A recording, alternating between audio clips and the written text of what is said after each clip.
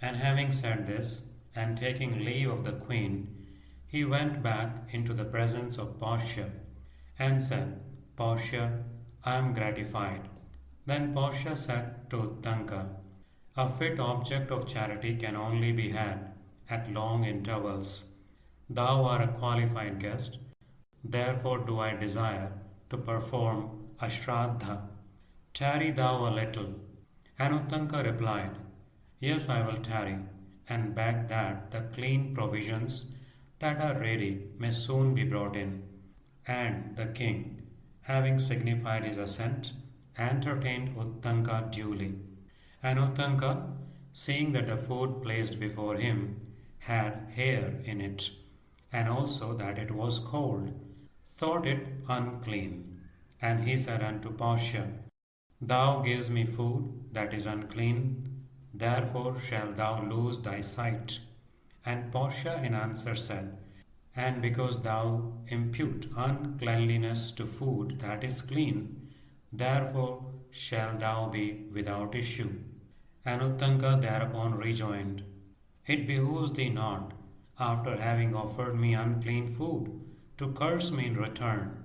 Satisfy thyself by ocular proof.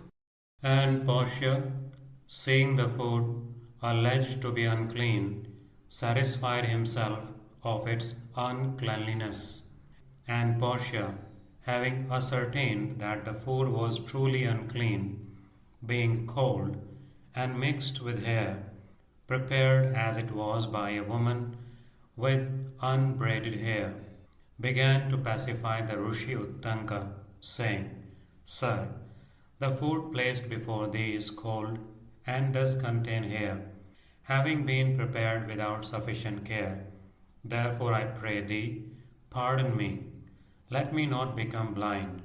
And Uttaŋka answered, What I say must come to pass. Having become blind, thou mayst, however, recover the sight before long.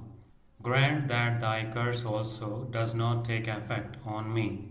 And Paushya said unto him, I am unable to revoke my curse, for my wrath even now has not been appeased. But thou knowest not this, for a Brahmana's heart is soft as new churned butter, even though his words bear a sharp-edged razor. It is otherwise in respect of these with the Kshatriya.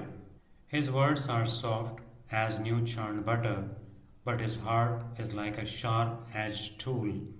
Such being the case, I am unable, because of the hardness of my heart, to neutralize my curse.